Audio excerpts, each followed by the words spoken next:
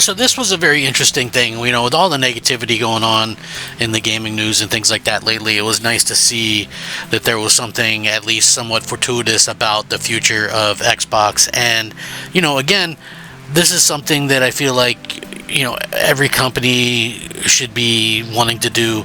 And it's something that realistically, Microsoft themselves, I think they could make their fans and gamers in general feel better about the product if they actually improve some of these things. But I want to get into this because, like I said, with all the negative stuff, this is good to have, a positive piece of news.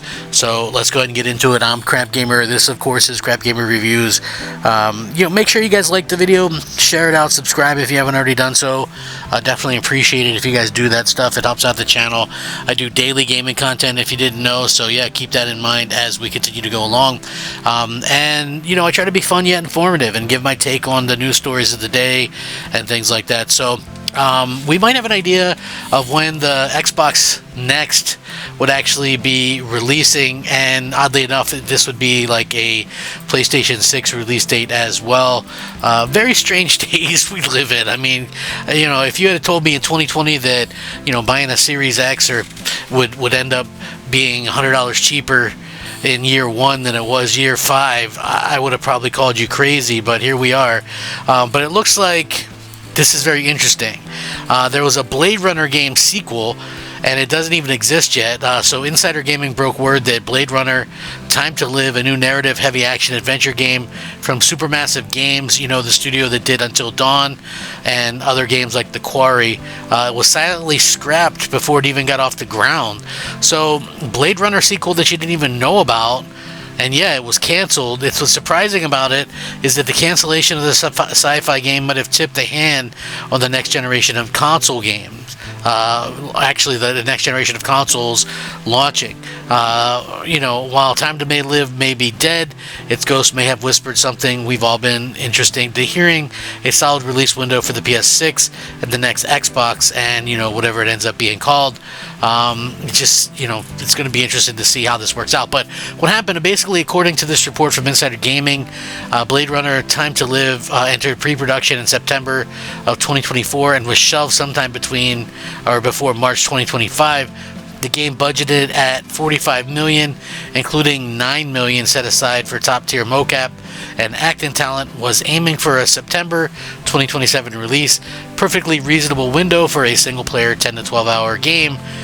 Here's the thing, though. The planned platforms, PS5, Xbox Series X and S, but also Generation 10 Xbox and PlayStation systems.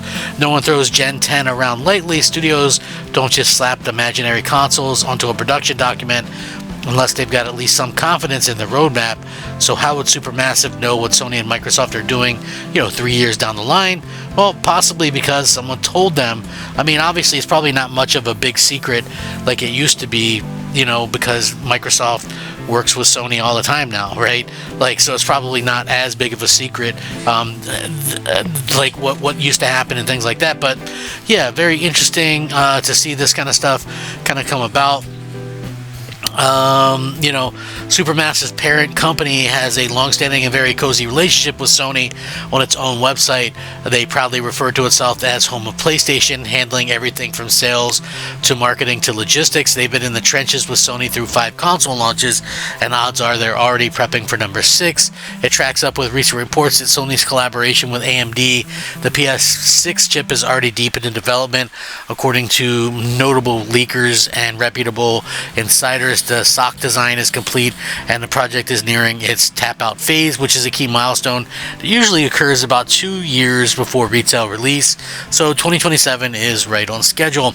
So no, Blade Runner Time to Live won't be the next cyberpunk obsession or the next game that people are obsessing about in general, but the fact that it was aiming for September 27 debut on next-gen consoles is more than just an intriguing footnote. It is a big breadcrumb, one that seems to confirm that it's only been whispered about. Devs' informed leak pitch over the last couple of months is that the next generation is coming sooner than you think.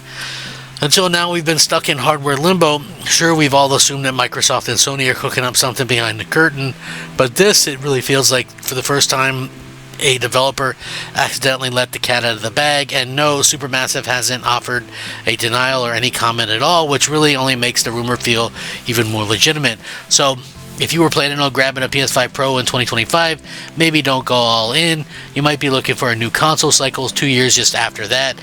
So it looks like probably September to November 2027 is when we would see something like that come about. But the interesting thing here is that, you know, at the end of the day, we're kind of looking at these things and just saying, okay, how is this possible, right? Like, I'm sitting here asking myself, like, how is this possible? Here's the thing, right? They're raising the prices of these things. You have Xbox Series X, that has the 2 gig terabyte, storage, is going for more money than the PS5 Pro. You know, so $700+. And you know, the Pro itself is not like new tech by any means. They've admitted that. You know, they've said, okay, well, it's not exactly new tech, etc., etc. So at that particular point, what do we have to kind of look forward to? Like, are we even going to be excited by new hardware at this point? I just, how could that be? How could any of us be really excited about it? Because, you know, at the end of the day, you know, we could be looking at $1,000 consoles. It's just honestly really, really a bad situation, you know. And again, I think that this is stuff that we could have, you know, could do so much better. You know, like, I don't know. I feel like it's too soon. I also think, you know, thanks to like the pandemic and stuff, and we're still getting games on PS4 and Xbox One for crying out loud. So it's such a strange situation. I mean, believe it or not, here we are in 2025, and this is the first year we're not getting a Madden for the last generation, you know, and that generation started 12 years ago. So it's like, you know, and the newest Call of Duty just came out on the last generation stuff. All that stuff is very much still supported on the previous hardware. I get that it's a different day and age, but it's like things are really, really changing fast, and you know, seeing this stuff kind of happen is is kind of weird. But you know, here we are, you know, just so strange, you know, so strange. And the way to see that people kind of reacted to this stuff, you know, it's just kind of interesting to me that it's happening at all, you know. And at the end of the day, Microsoft is going to have to decide what they want to do, because you can't have, in my opinion, you can't have, you know, $1,000 console that, you know, especially when you're the third option for most people, as it is, right? So most people look at Xbox as, you know, the third option because you can play Xbox games on, you'll be able to play them on PlayStation, and you can play them on Switch, and certainly probably Switch 2. So yeah, we're in a very strange situation. You know, it's one that I probably didn't think we'd ever be in, but hey, here we are.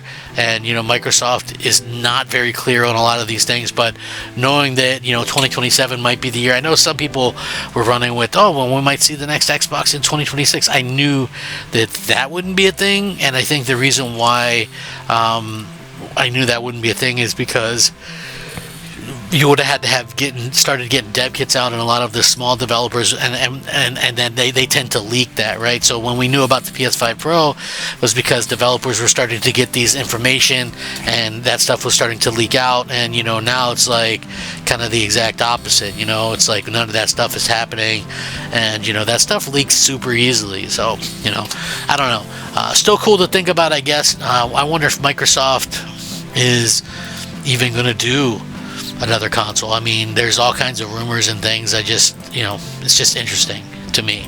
So how do you guys feel about it? Are you guys going to wait and see what Microsoft does next? Are you guys not interested in what they're going to be doing next? Are you guys, you know, just cool with whatever happens? Like, I'm very just interested in general about how everybody feels about the gaming stratosphere and what's going on right now, because it just, to me, it just seems like we're in a very weird spot as gamers right now. So you know, I would love to hear you guys' thoughts and opinions on that. If you guys do enjoy my content, please make sure to subscribe, like the videos, share them out, all that kind of good stuff.